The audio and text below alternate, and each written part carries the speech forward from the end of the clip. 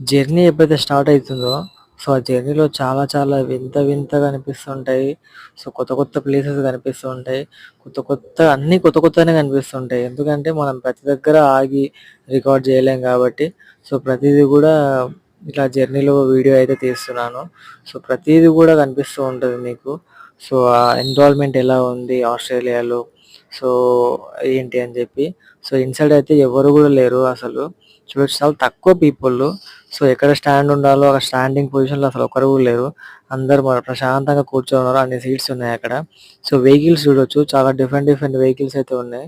So, buildings కంటిన్యూయస్‌గా అసలు ఎంత దూరం వెళ్ళినా గూడా రికార్డ్ అవుతూనే ఉంది వీడియోలో అయితే. సో, వెహికల్స్ అయితే చాలా బ్రాండ్స్ ఉన్నాయసలు. Different different brands, different different models ఉన్నాయి. సో, అవన్నీ కూడా కొత్త కొత్త మోడల్సే ఉన్నాయసలు. మనం ఇదివరకు చూడని మోడల్స్ అవన్నీ కూడా.